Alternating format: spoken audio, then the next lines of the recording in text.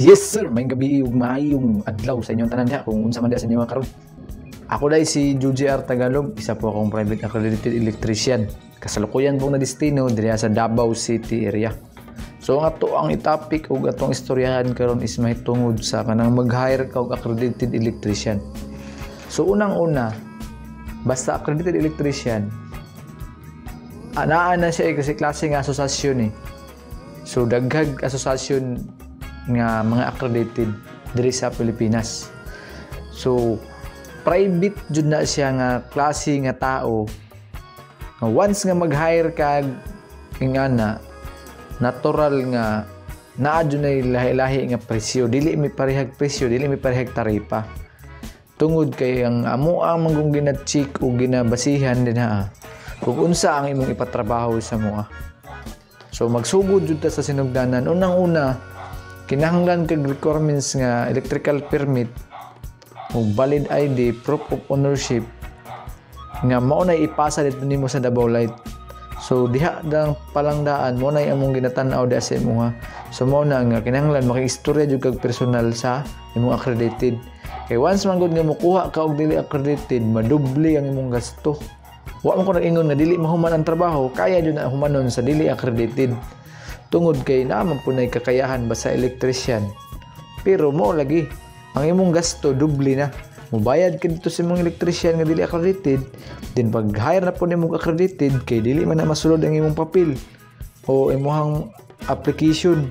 Kay ang accredited man gud para sa diri sa Davao karon naatay gitawag nga build up sa SAAD, Service Application Administrative List.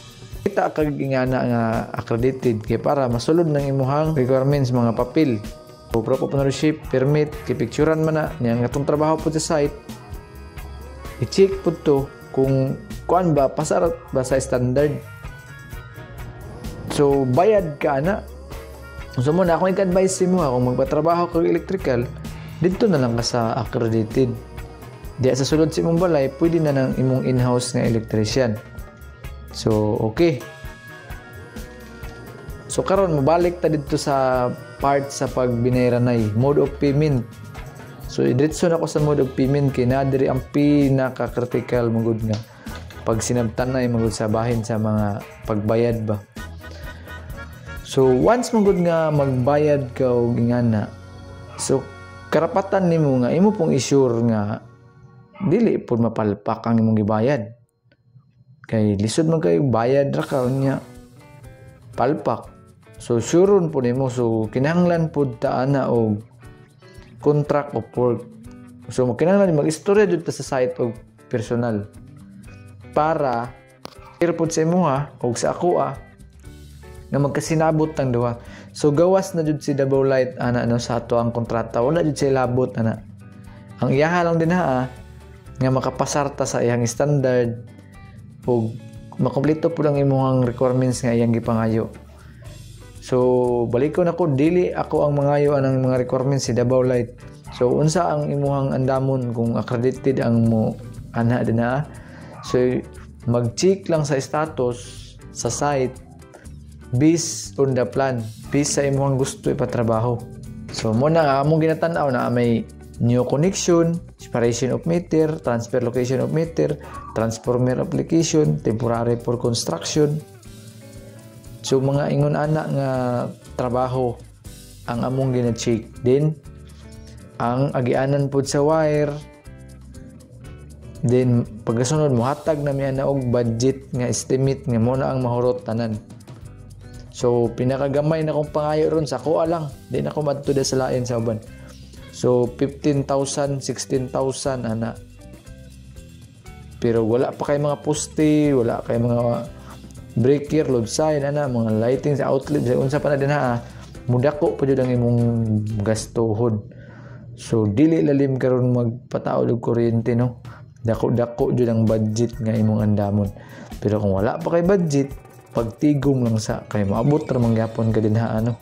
Unta kani nga video na akay nakuha nga gamay nga pagtulon-an ani based on my personal experience. So disclaimer lang, dili ko professional na pagkatao, dili ko trabante sa electrical provider, ug dili ko trabante sa gobyerno.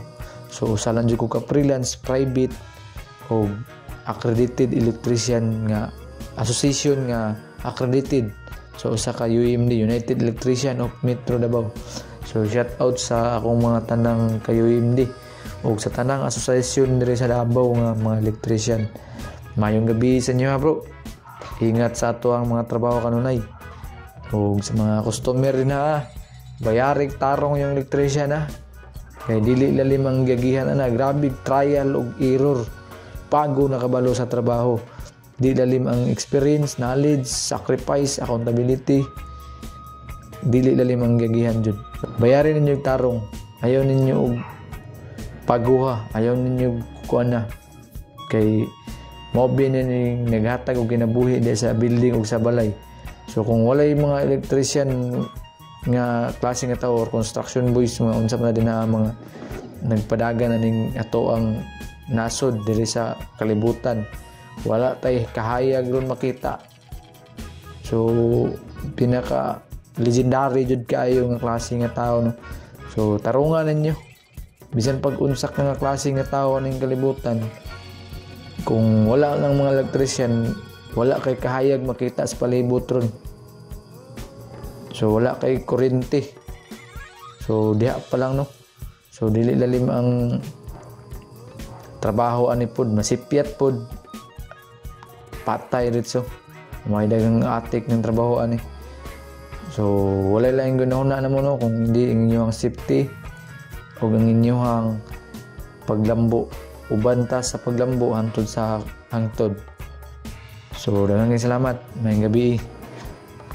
Bye for now and flying peace.